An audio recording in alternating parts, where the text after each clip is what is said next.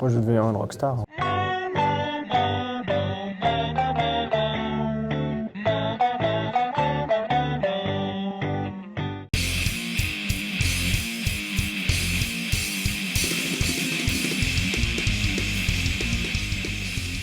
Donc mon groupe, il est composé de mon frère qui est batteur et d'un ami bassiste. Tout simplement, ma maman m'a fait «Ouais, est-ce que tu veux faire de la guitare?» Je fais la guitare. J'ai eu des cours pendant 1 ou 2 ans où ça marchait pas trop, enfin j'étais pas encore trop dedans. Un jour, ma maman a mis ma guitare sur un piédestal, tu sais, en dehors de la housse. Et puis j'ai commencé à développer un peu ma technique, donc j'arrivais à jouer quelques morceaux comme du Nirvana, des trucs comme ça. Mon prof de guitare, c'est un peu à cause de lui que je suis là aujourd'hui, et un énorme métalleux. C'est comme ça qu'on est tombé dedans avec mon frère en apprenant des morceaux. Donc au début c'était vraiment du AC/DC, des trucs rock, et après c'est tombé dans du Pantera. Dans la pente descendante. Et voilà, lui il était très groove metal, donc vraiment lui c'était Pantera, etc.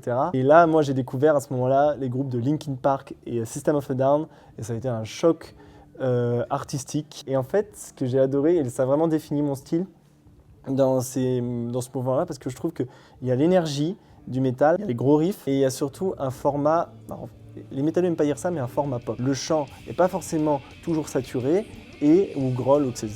Et il est efficace. On va varier des rythmes de chant, de sang clair, etc., pour faire un morceau hyper efficace. Et moi, c'est ce que j'essaie de retrouver dans ma musique aujourd'hui. Je pousse un peu mon groupe dans ce sens-là.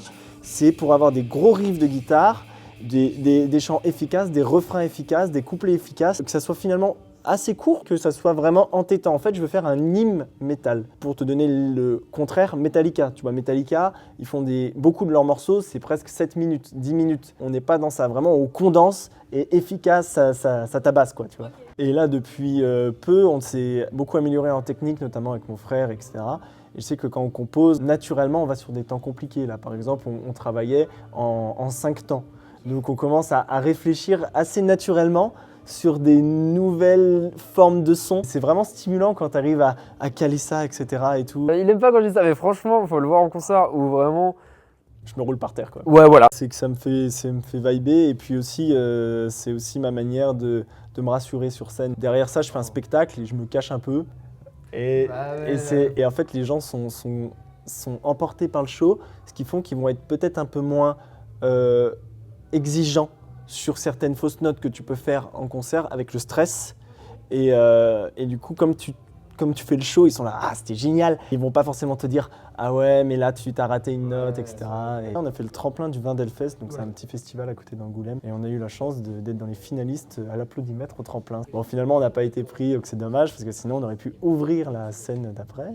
Mais on a eu plein de bons retours, et on avait joué aussi à la Locomotive avec le groupe de Born Dead Bastard, qui est un super groupe aussi. Là, la prochaine date, ça va être le Moulin du Rock, puis on attend aussi des dates potentielles, donc ça va être peut-être l'Ox Taverne à Niort, le 5 juillet, et une fête métal privée sur Angoulême. Moi je crée pas forcément, je suis plus, du coup comme dit Martin, moi je suis parti dans le truc du jazz. C'est une autre approche dans le sens où en fait le jazz, t'as beaucoup de formes, c'est très large, c'est comme le métal, genre ça prend un mouvement, ça un style de musique qui a plus de 100 ans à peu près, un peu plus même. J'ai rencontré, moi je faisais de la guitare, j'ai accompagné de trucs rock, normal, etc. J'ai accompagné une chanteuse qui voulait faire du Noirdez et du Saez, un truc un peu rock engagé français. J'ai rencontré un joueur de jazz manouche.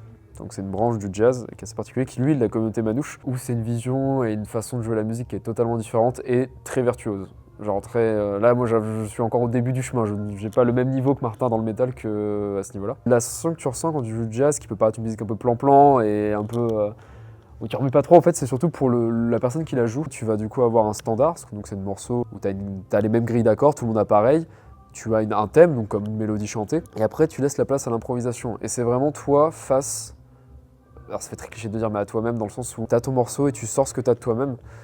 Et ça peut être beau, ça peut être pas beau, ça peut être... mais juste tu as sorti quelque chose. Mais pour autant, ça veut pas dire que c'est le chaos, parce que derrière, il faut que les musiciens te fassent un piédestal pour que toi tu sois dessus. De ma vision encore jeune dans cette pratique, c'est une fois que tu as fait ton truc, tu redescends le piédestal et tu apportes. Après, tu mets quelqu'un d'autre en avant, en étant derrière, en accompagnant, en évitant d'en mettre partout. C'est des trucs totalement différents, mais au final, on se complète bien. On a joué ensemble à la Locomotive.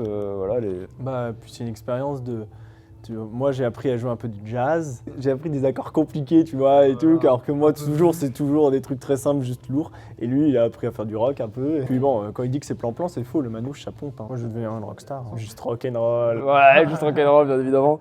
Peut-être en vrai que plus tard, peut-être après ma mort, ou truc du genre, que ce que j'ai pu créer puisse pas inspirer des gens, mais peut-être donner des idées, aider pour faire quelque chose.